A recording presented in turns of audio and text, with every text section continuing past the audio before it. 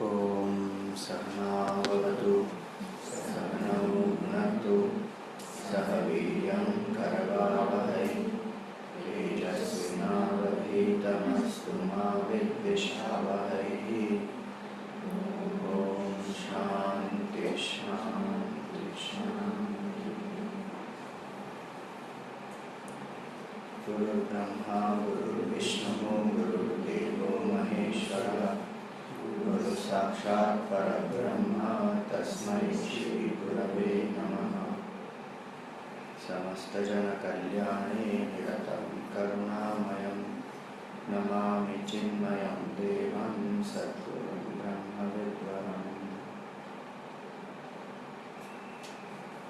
Om Parthaya Pratibodhitam Bhagavata Narayanena Swayam Vyasena Grathitam Puranam Nina Madhye Mahabharatam Advaitamritavarshini Bhagavatin Ashtadashadhyayini Ambatvamanusangadhami Bhagavad Gita Bhavadveshini Yam Brahma Varunitra Rudra Marutaha Surmanti Devyaistavaihi Vedai Sangha Parakramo Panchadaihi Vayanti Yam Samagaha Dhyanavasthita Tattvatena Manasa Pashyanti Yam Yoginaha Yasyantam na vijusura suragana Devaya tasmai namaha. Devaya tasmai.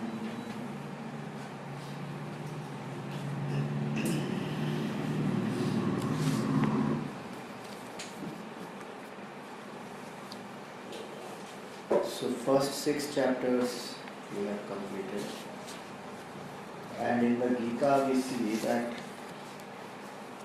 the great commentators on the Gita have divided Gita into 3 main sections. So the first 6 chapters speak about how to attain that state of fulfillment through karma. Second part, from chapter 7 to 12, is about bhakti, and then the last part is 13 to 18, that is about jnana. These are broad divisions, not that there is no bhakti in first part and there is no jnana in the first part, not like that. But a broad classification is done depending on the way the topics have been presented. So we see that in the 6th chapter, when the whole science of contemplation has been spoken about and what is the result of that state of oneness, the last verse of the 6th chapter is the seed for the 7th chapter, and actually the whole of Bhakti Marg. So there it was said, Yoginam api sarvesham madgatena antaratmana. Of all the yogis, whoever Shraddhavan bhajate yomam same yukta tamo mataha, that person who worships me with their heart, madgatena antaratmana, with wholeheartedness, they worship me who is residing in their own heart. The Lord says that yogi is the best. So now, in the 7th chapter onwards, he speaks about the bhakti part. So before we go on to that aspect, where he will speak about where is God and how to connect to the Lord and what is our relationship with the Lord, what is devotion, many things will come in this portion. What is necessary to know is that today when we speak about bhakti, we think of bhakti only as some rites and rituals. Some puja, some japa, some kind of belief in some form. And the concept of bhakti is not understood properly. So one feels that I don't want to do all this. I am an intellectual person or I am a progressive person. Because these are all regressive things. So why so much of puja, path, elaborate ritual, and I don't want to go to a temple. Why should you even do an abhishek on the Lord and waste the milk? Better donate it to some poor person. Lots of different things come to our mind. Because we don't understand bhakti in its true nature. Forget bhakti, one doesn't accept the existence of God first of all. That is there a God? And if there is a God, what is the nature of that Lord? That also one doesn't know. So in this chapter, he is going to explain some of these things.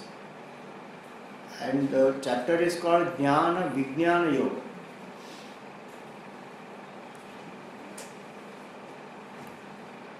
Jnana means knowledge. Vijnana means specialized knowledge. Vishesha Jnana, Vijnana,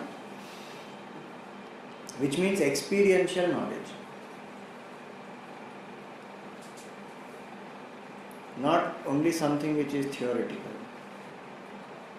And he will give so many examples of the way in which one can experience the presence of the Lord.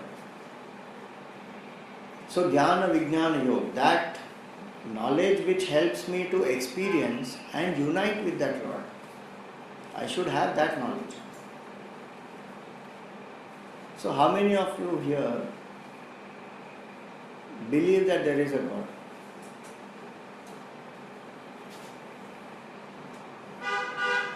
All.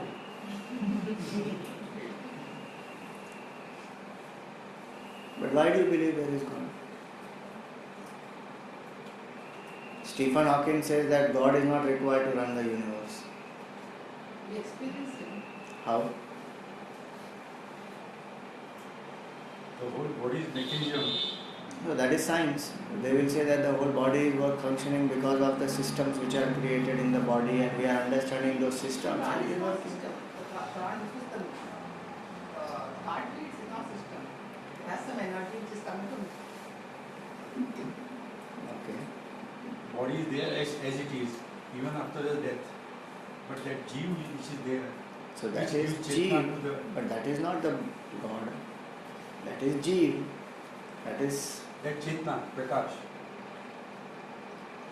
but that is not God actually, because the Jeev goes away from the body.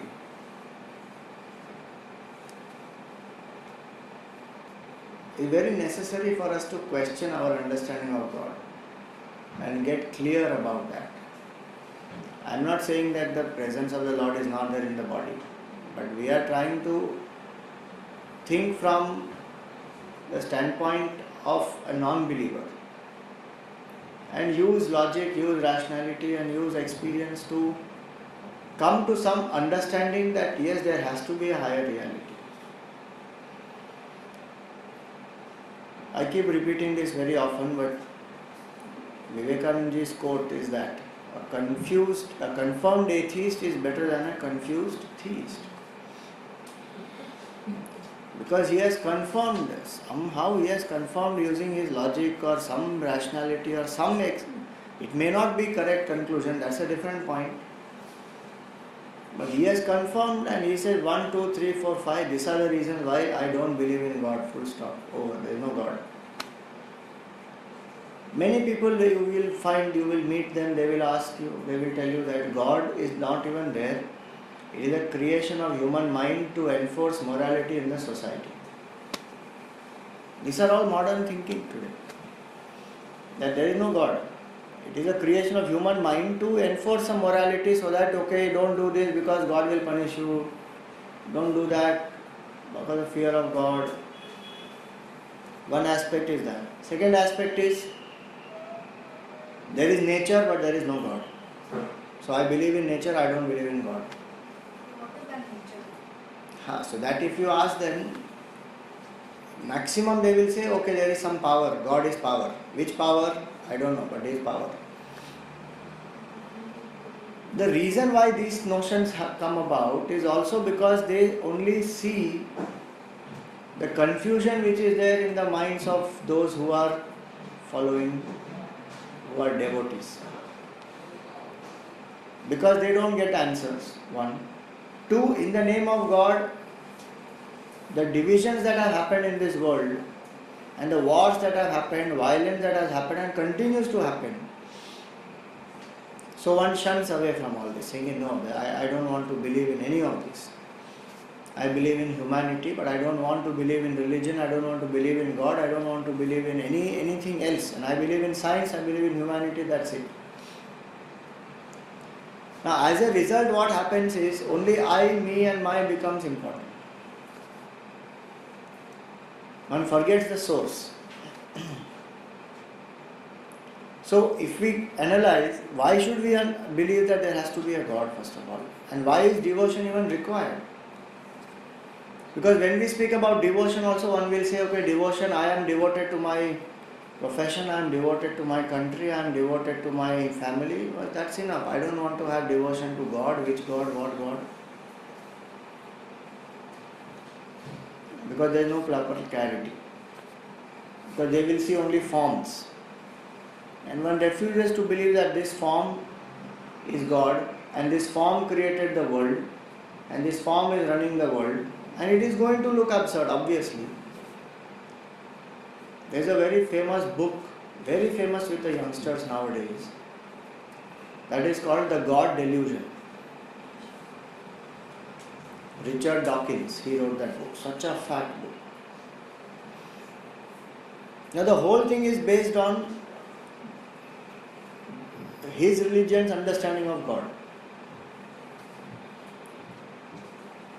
But that is not necessary. That's the only limited understanding of God.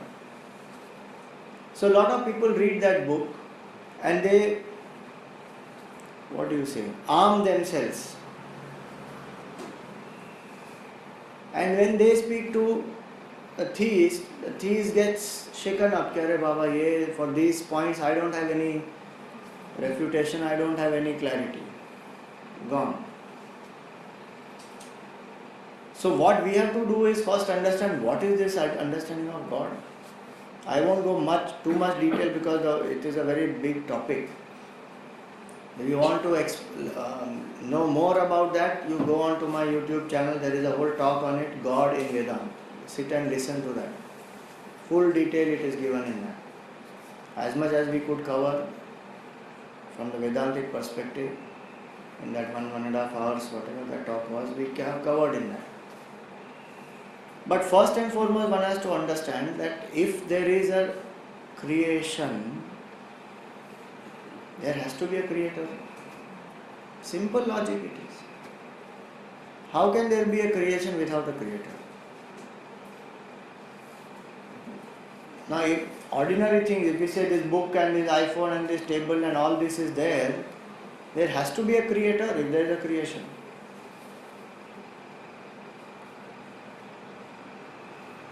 There is one anecdote which is very famous. And it is made more famous because Rajnikant spoke about that anecdote. So there was once there was a scientist. There were two scientists who were going in a train. So one scientist was holding a Bible and reading something. And the other scientist, he saw. So he said, what are you reading? He said, I am reading the Bible. So he said, what? Why? In this modern age of science and you are a scientist and you are reading all these books. Why are you believing in all this stuff? I don't believe in all this stuff. This is all old, outdated, redundant, and I don't believe in scripture, I don't believe in God, I believe in science. I am a scientist. So he kept on criticizing.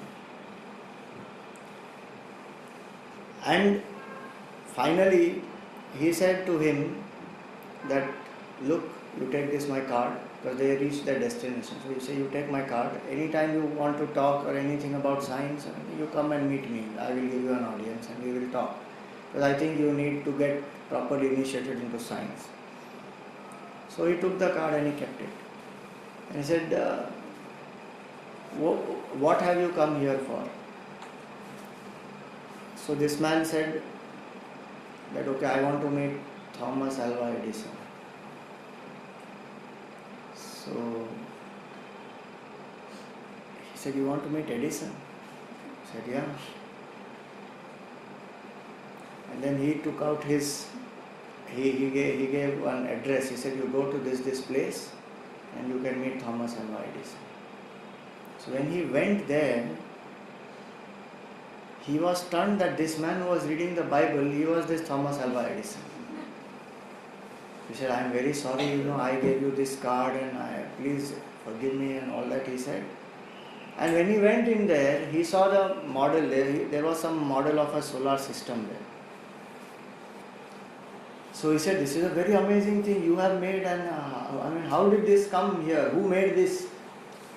He said, no, this, it just, one day in the morning when I opened the door, it was just there. He said, please, why are you joking? I am also a scientist. I also want to do some research. If you tell me who made this, then I will get it. No, I am telling you, nobody made this. This was just there. One day I came, I opened the door, it was there. So the person did not understand what was he driving at. Then he said, for this small model of solar system you are asking who made this. What are we talking about? Galaxies and galaxies, they come into existence just like that. That without any cause they just come into existence and they are functioning in so much of cosmic rhythm. So if there is a creation, there has to be a creator. Now what is to be understood is what is the nature of that creation and what is the nature of the creator. If the creation is something which is finite, can we say, so if there is a creation which is finite, even that finite creation, there has to be some creator for it. When we look around this whole creation, do we see this creation as finite or do we see this creation as infinite? Think about it. Why do we say creation is infinite? We don't know the end of it. Okay, after another 1,000 years you will know the end of it, let us see. Today we have gone up to Mars and that Hubble telescope can take pictures of so many galaxies together, and there's one picture which that telescope has taken, which has all dots. Lots and lots of dots are there. But that is, all of them are galaxies actually. So maybe one day we will find out. That's what is the argument of science, that whatever you don't know the cause of, that you are putting it on God. And the famous example given for that is, some few years ago we did not know that how lightning and thunder strikes, so we said God sends thunder and lightning. Now because of science we know how thunder lightning works, so we don't need God. So religion puts everything on God. Whatever I don't know today is put on God. That is another argument. So many of these arguments are there, one by one, which will appear very intelligent. But Vedanta always tells us to inquire that why do we say Purnamadaha, Purnamidam? And why is this Purnam? Why is this also infinite? So if I ask you what is the definition of infinity, what will you say? How do we say there is something infinite? It has no beginning, no end. Okay, so one is it has no beginning and no end. So in this world, is there anything infinite like that? Everything is infinite. No, this has a beginning and end. No. So many things have a beginning and end. Is there anything which is infinite? Knowledge is infinite. Knowledge is infinite, okay. But it has a beginning. Till I don't know. When I know, then it has a beginning. Energy. Okay, energy. Space. No beginning, no end. We can't say that till here is space. After that, what is there? So infinity is defined by three criteria. That which is not limited by space, which means which is everywhere present, all pervasive. space is all pervasive. Second, that which is not limited by time, which was, which is, which will be, means which is changeless and which does not become absent. It is always there, yesterday, today, tomorrow, without any change. So it is beyond time, beyond space, beyond time, and beyond object. So the mic is not the book is not the phone is not the table. Each object has properties which limit the other object. But there is one thing which is common in all the objects, and that is the existence. Existence, mic also exists, book also exists, phone also exists, table also exists. Even if you destroy all these, the form will change, but existence will remain. It will never become non-existent. Which is what people say in science, matter is indestructible. So anything that is not limited by time, space, object is infinite. Desha, Kala, Vastu, Aparichinnam. In Vedanta, that's the definition of infinity. That which is not limited by time, space and object. Which means not limited by space, meaning it is always all pervasive. Sarva Vyapi. Not limited by time. So it is changeless, avikari, nirvikari. And because it is not limited by time and space, it is most powerful. So Sarva Shaktiman. And knower of everything, because it is consciousness. It is not something which is inert. Existence is not just something which is inert. The nature of that is pure consciousness. So in Vedanta we always say that the substratum of the whole universe is infinite truth. That which is infinite is Sat, Chit and Anand. And that infinite does not create anything out of it, because by itself it is changeless. So something which is finite cannot be the cause of this universe. And something which is infinite also is not the cause of the universe. Because by definition infinite doesn't change, and for creation there has to be some change. This mic was not there some time ago, then it was created, now it has come into existence. After some time it will get destroyed. So it is limited. So any creation supposes change and destruction. So then how did this world happen? If the world was not created by the infinite, and world cannot be created by something which is finite, and yet there is a world. That's where the Vedantic understanding of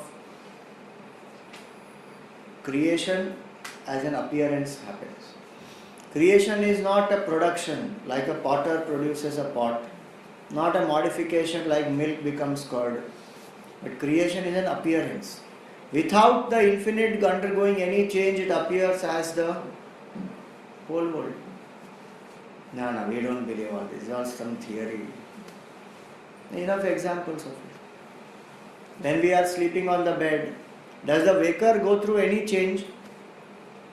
Yet he is dreaming. The whole dream world is created by the waker's mind. And the person goes through the entire dream experience also. But what is he doing? Nothing. He is lying on the bed. Nothing is happening to the waker. Without any change in the desert sand, water appears or not? Did the sand become water? No. But the play of the light is such that the sand appears as water. So the only way creation can be explained logically, actually speaking, is with this understanding that without undergoing any modification, that which is infinite appears as this entire creation. Now for us to connect to that infinite truth is very difficult, because it is changeless, it is nameless, it is formless, it is attributeless. How to connect? When we say infinite, what comes to our mind? Some concept only will come or not.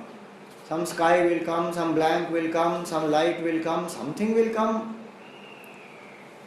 which is only a limited concept, which is also a thought. And thought cannot know that which is the cause of the thought. From where the whole thought itself is arising is consciousness. So hence we say that that supreme which is infinite reality, whose nature is existence, consciousness and bliss, in whom the whole creation rises, stays and dissolves, is called as Brahman, absolute truth, nameless, formless, attributeless. In that state there is no creation. But when that same infinite reality, now this explanation is given because you and I see the creation as real. And then we want to know from where this came. So then the explanation is given that absolute truth or Brahman, using the power of Maya, becomes Ishvara, the creator. And then that creator appears as this whole world. Now, this is not a theory which is, what we can say, created by some intellectuals. You will find there are enough ways to understand this and even experience this. Suppose we say God did not manifest as this creation. There is some other cause to this creation. Is it possible? Then what happens? There is a logical problem. God becomes finite, so God will die. And this cause also becomes finite, so this cause will also get destroyed. And something which is finite, we already saw, cannot be the cause of this whole creation. So there has to be an infinite which is the substratum of the whole creation. And that infinite does not produce anything, because by definition it is infinite. So just like the waker remaining unaffected becomes the dreamer, and then the dreamer projects the whole dream world. In the same way, that absolute truth is called as the infinite reality. Using the power of dreaming, how the waker becomes the dreamer, in the same way the absolute reality becomes the Ishvara, the creator. And through that upadhi or that, what can we say, that position, Ishvara creates the whole universe. Like how when we, let us say a doctor, when he wears that white coat, then people also know him as a doctor and he also starts playing the role as a doctor. The person is the same. And it's not that knowledge is not there in that person and only when he wears the coat knowledge comes. No. But that identity is assumed and then the functioning happens. Same way, that same infinite reality assumes the identity of a creator. And then the whole world gets created. How does he create the world? Not out of something else. Just like the spider creates a web from its own mouth, from its own body, in the same way the universe is a manifestation of the divine. And this has been experienced by so many saints. So a person who does a logical inquiry will understand that there has to be a Ishvara, there has to be a creator. What is the experiential proof of it? I have given you logical understanding. One experiential understanding I have given you through the dream. At simpler level to understand, even if I don't go into finite, infinite and all that, the moment I see that there is some tap water, does it not presuppose that there has to be some ocean? There has to be a totality if there is a individuality. I did not come into existence just like that, and all this which is going on is not happening randomly. But that's another concept today, that we believe in random creation. What is wrong if I believe in random creation? Any problem? If I believe that creation is just random, it just came. Accountability. No accountability. Okay, but I don't want to be accountable. That's why I also say that it's a random creation. If religion says that God is there and you are accountable to God and He will judge your actions and He will put you in hell or heaven, that is a concept which one rejects. That's precisely why I say that there is no God, I accept random creation.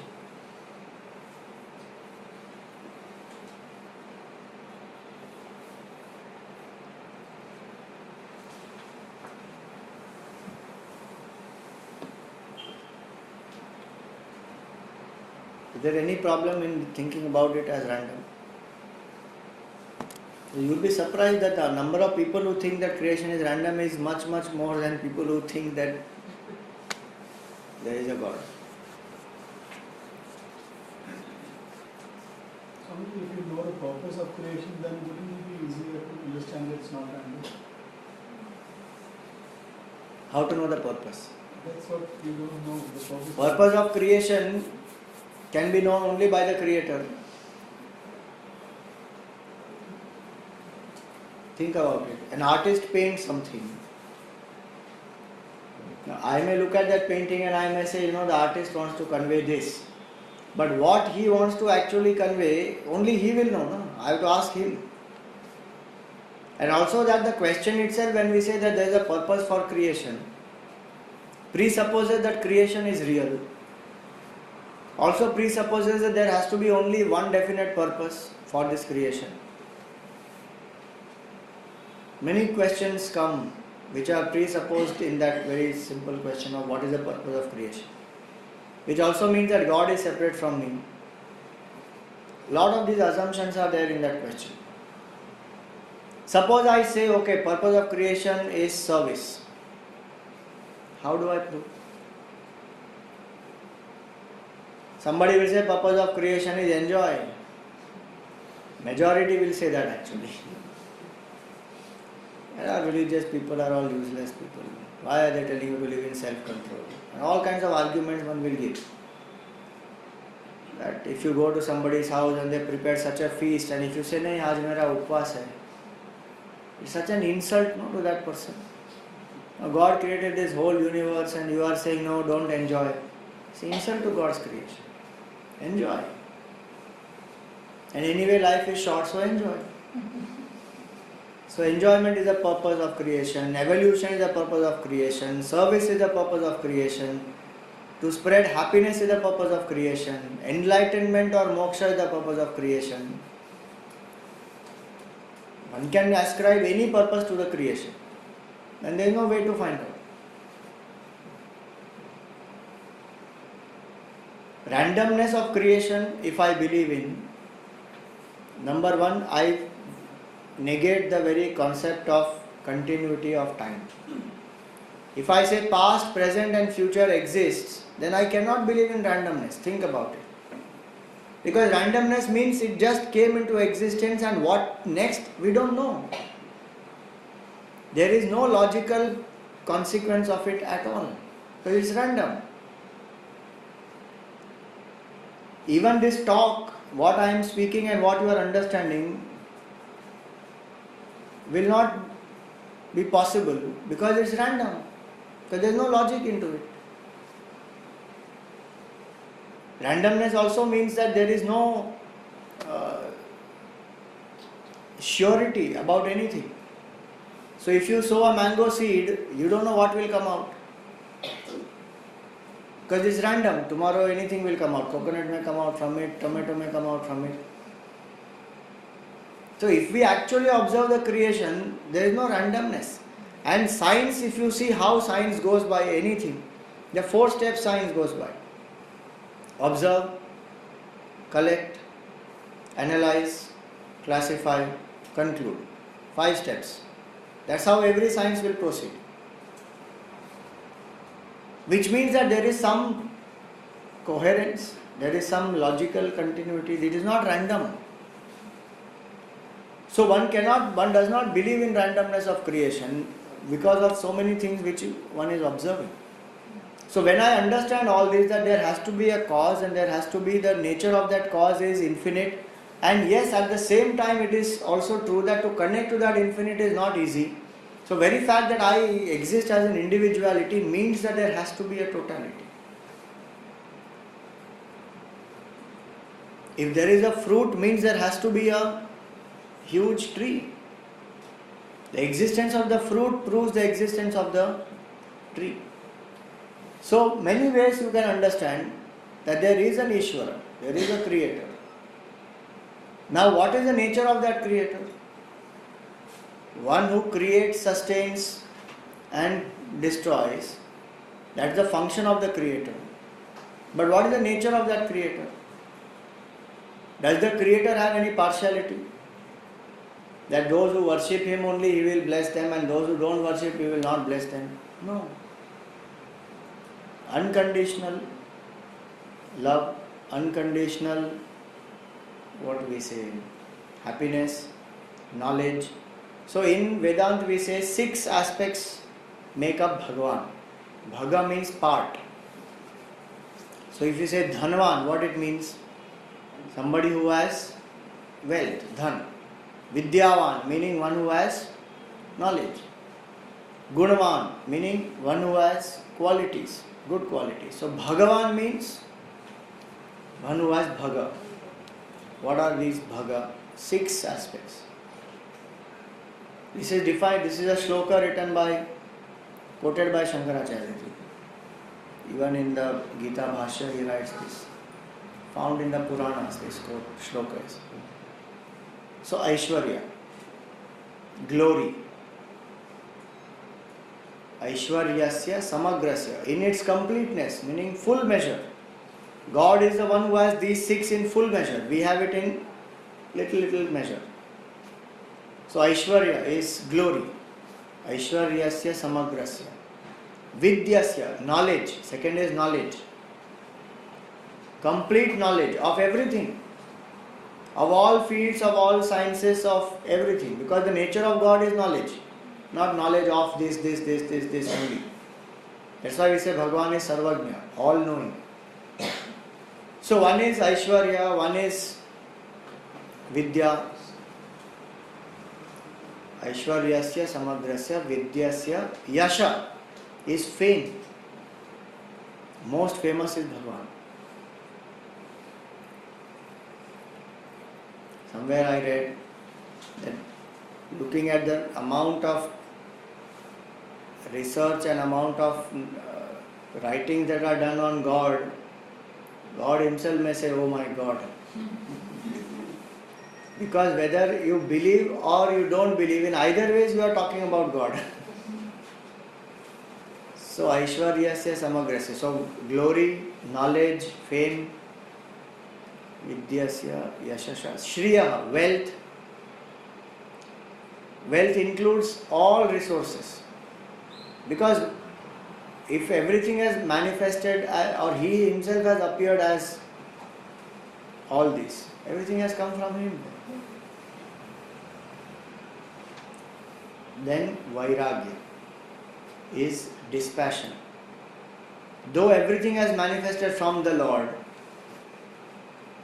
is not attached to anything or anyone. Complete in the dispassion. Just like the waker is not attached to anything of the dream. Though the whole dream world has come from the waker's mind. Will any waker who gets up says, oh my God, I lost a fortune, I tell you. It was there in my dream, I just woke up and I lost it. No, whatever is there in the dream, it doesn't matter. I am not attached to it because that's not me. So Vairagya or dispassion in complete measure. In spite of having all this, there is no ego about it. And 6th is moksha or freedom. One is free, untouched, unaffected by any amount of power, love, knowledge, fame. Nothing touches that supreme. Unaffected, absolutely. And free. Nothing binds the Lord. Because infinite. So these 6, who has in full measure, is called as the Lord. Now everything is covered by these 6 actually. You may have some other definitions also. There are different ways to understand. Because the whole concept of God, if I understand God as infinite, there are no limitations to it. And whatever I say about it is always going to be finite. The only way to experience God, only way to know about God is to experience. How much ever we talk, we will not be anywhere close. One of the beautiful quotes of Gurudev is this: if you want to prove God, improve yourself. That's all. Keep improving, negate the ego, and you will realize I am that, over. So, whoever has these six, so in different cultures, different descriptions are given of that infinite. Same in Hindu culture itself, it will be said that God is Sarvajna, all-knowing, Sarvashaktiman, all-powerful, Sarvavyapi, all-pervasive. These are all pointers. Take up any one pointer and try to contemplate and understand, and one knows that there is an Ishvara, and the whole point of this exercise is to understand that if there is a totality, in front of that totality, who am I? Nothing. If I see the galaxies and galaxies which are available, forget galaxies, on a map only I will not be. The whole city of Mumbai is a dot on the map. 1 billion people, 1 crore people in Mumbai. What is my existence? Hardly nothing. So if I understand this, that when there is a totality and when I surrender myself to that totality, why should I surrender? Because my whole cause of sorrow is only my ego. Nothing else is the cause of my sorrow. Nobody outside is the cause of my sorrow. Only my ego is the cause of my sorrow. And that ego can drop itself only in love. It cannot drop itself otherwise. Now for me to surrender, I must love something higher than me. So I may love my family, I love my parents. So even if my ego comes up, I say, no, my father said this, so I will do this. So I drop my ego, put aside, because I love my father said this, I do this. My mother said this, so I'll do this.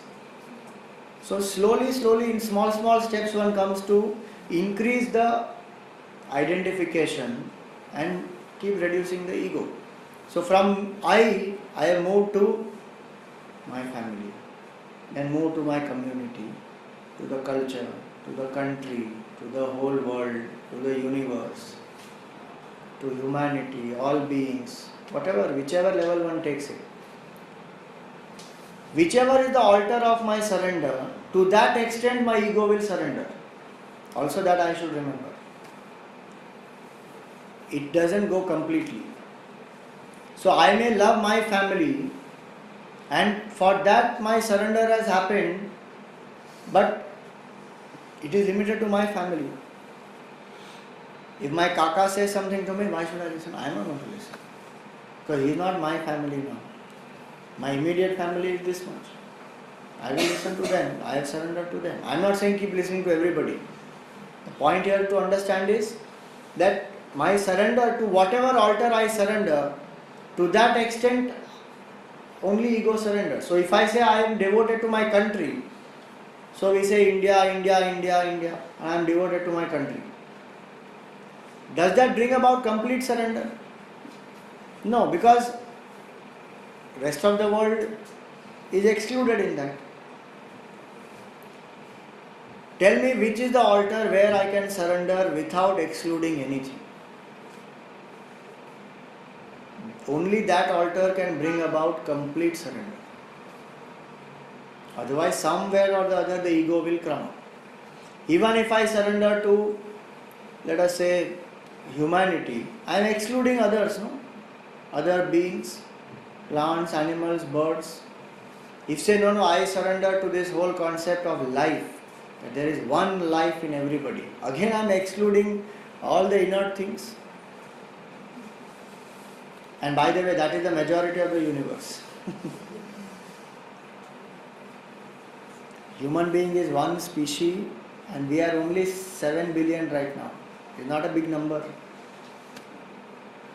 Considering the vast universe and the number of, the quantity of other species, 7 billion human beings is nothing.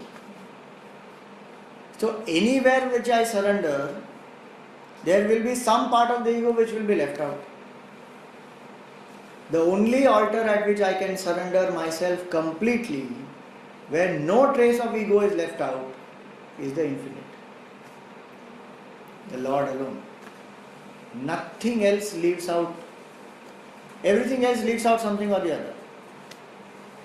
Only when I say I surrender to Ishvara, and that Ishvara is not some God sitting up in the heaven. We said earlier that infinite appears as this whole universe. Hence for me everything here is divine.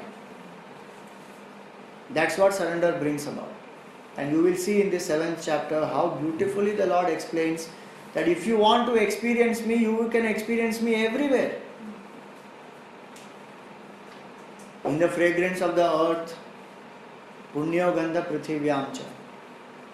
He says in the 7th chapter ahead, he will say, Rasoham apsu kaunteya, in the taste of water.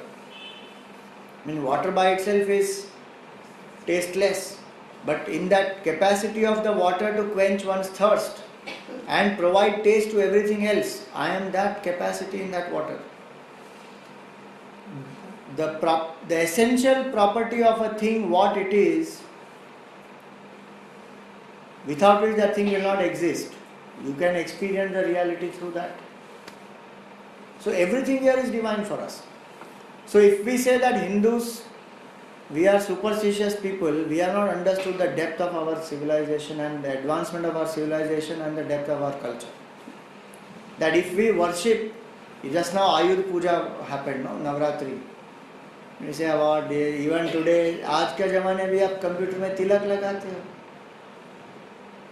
Because we don't see it as an inert machine to be used and exploited, and we see that the divine is manifesting as all this. So we are not worshipping that computer, we are worshipping the divine through that. The same intellectual people, if you tell them आज के ज़माने में भी photograph carry करते हो, they will say what is wrong. But that photograph is not your son. But we are still using that photograph. It's a medium for me to just remind myself that my son is there and love is invoked in my heart. So from inert things to the absolute infinite, everything is worshipped by us here.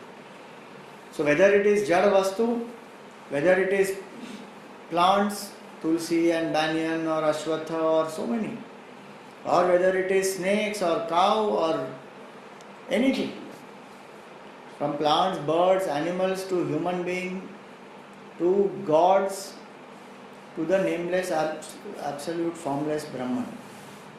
Entire thing is worshipped by us. And so if there is a question that where is God, that question only is wrong. Where God is not. One has to understand that nature of infinity is that which is all pervasive. How can there be something which is not pervading? Then that is finite. So if I understand this very clearly, that absolute truth is infinite, and infinite means there is only one. Can there be more infinite? There cannot be more infinite. There is only one which is infinite. So the moment I say that there is no God, I am negating concept of infinity. I am understanding, I am putting the whole idea that creation is created by something finite, which means there is a destructible source. And also, I am more powerful. Ego comes up because of that. So there has to be one reality, and to surrender to that reality. So when I say that I surrender to Krishna, whom am I surrendering to? Because people don't understand that aspect. They say you are worshipping all these gods and these are all dead and they are not even there. Many don't think that they are even existing. Many think that they are only created by rishis in some stories. But there is other religions who have historical God. So their God is historical. Buddha is historical. Jesus is historical. They are historical. But Hindu gods are not historical. You know, one place Gurudev spoke about it. I will show you that video tomorrow. Where he said that why God cannot be historical. And that doesn't deny that Rama or Krishna were historical. Today there is enough evidence to prove all that. But any form, can it be eternal? It cannot be eternal. And if I am worshipping a form and that form is already gone, whom am I worshipping?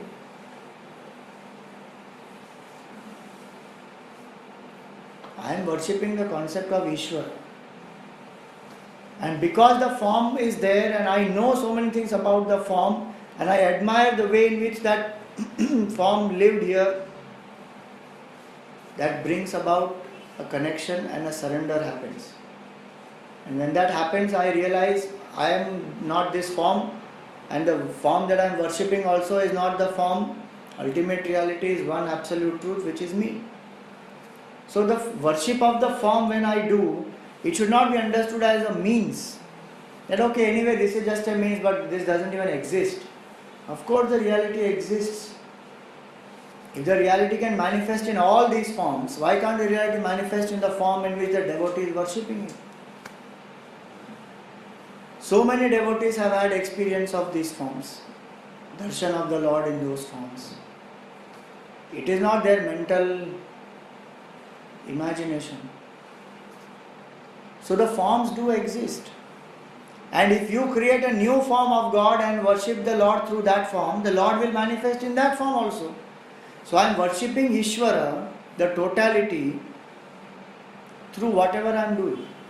Whether it is my work, whether it is my ritual, whether it is anything that I do.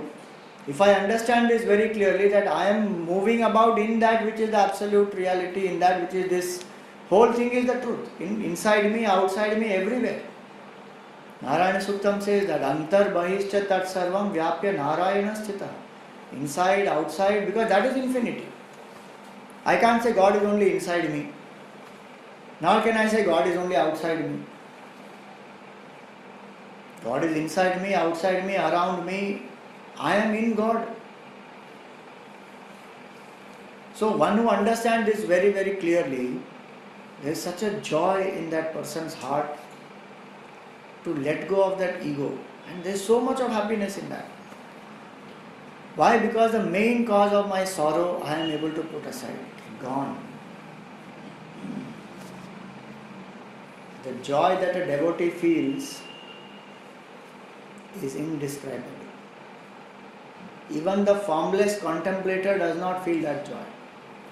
That's why in Tulsi Ramayana, Tulsidas ji says that the devotee experiences both the joy of the form and the formless, both. Because he knows that this form, when he revels in the form and the leela and the name and the so many aspects of that form and forgets himself, there is a joy in that. And when he understands that the same Lord is absolute formless, Sat Chit Ananda, who is my nature, is a reveling in the non-dual bliss also. More of this when we go to the 12th chapter, we will see as we go along. But today this much introduction I have given so that we understand that there is a Ishvara. As long as Jiva is there, Ishvara exists. So when somebody asks Ramana Maharshi, is God form or formless? He said, do you have a form? He said, yes, I have a form. He said, then God also has a form. If you think yourself as formless, then God is also formless. So my entire understanding of God and my connection to God will depend on how I relate to myself. So as long as I feel I am an individuality, there has to be a totality. And whom am I worshipping? I am worshipping the totality. So for a devotee, the worship is not only of the idol. That is the beginning point. And you see the same thing happens in every other field. For a person who let us say is playing some flute. Now he is playing the flute and he hears music through the flute. Do you think that his music will be limited finally by the flute? No. Once he gets the knack of tuning his mind to music, he will see music everywhere in creation. He doesn't even need a flute. He will see music pervading everything. Somebody who is an artist, We'll see the whole world as an expression of art. But in the beginning he has to start or not. There will be one art book and he will start doing all the basic shapes and start understanding, what is it called? I forgot the name. Long back I learned art. It goes like this, no? P. Perspective. Perspective, horizon, so many things one has to understand, proportion. So the head and the body, there is a proportion, 4 times, 7 times. For a child it is 4 times, for an adult it is 7 times. Our height will be 7 times our head. For boys is different, girls is different, all that. So one has to understand all that, learn the rules and draw, practice, do everything, and then ultimately one goes beyond all that and then sees art everywhere, and then one stroke like this and we say modern art, which you and I can't understand, but he knows because he has gone through all that, and then he out of that paints. Same way the devotee worships a form, learns that entire aspect of what it is to let go of that ego and surrender, and when that joy of surrender happens, and one experiences that, array, that same Lord is pervading everywhere. That's how the devotion expands from one altar and the whole world becomes the altar of that devotee. And if you see, the greatest Advaitins have also been greatest bhaktas. You know, Shankaracharya ji wrote commentaries on Geeta, Upanishad, Brahma Sutra, voluminous commentaries. But his commentary on Advaita is much lesser than his devotional compositions. More than 240 stotrams he wrote. And not on one form, on so many forms. So if I have to end, I will end with this analogy where we say that if knowledge is the fruit, I put so much of effort to realize, and let us say the effort of all my sadhana culminates in knowledge of the truth. If knowledge is the fruit, the sweetness of the fruit is bhakti. That's the beauty of bhakti. And if somebody says that no, I am only an intellectual, I don't believe in bhakti, that person has not understood only the knowledge.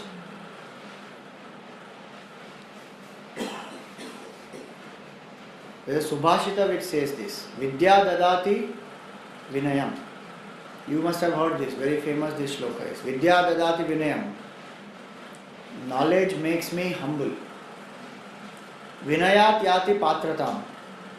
When I become humble, I become a fit recipient. Of what? Atratva dhanam apnoti. When I become humble, I have a good character, then I become wealthy. Wealthy with devotion. That wealth, there is devotion. And when there is devotion in the heart, dhanat dharmam. Dharma will happen spontaneously. I will not hurt anybody, I will not cheat anybody, loot anybody, plunder anybody. Why? Because I see everything as divine. Dhanat dharmam tata sukham.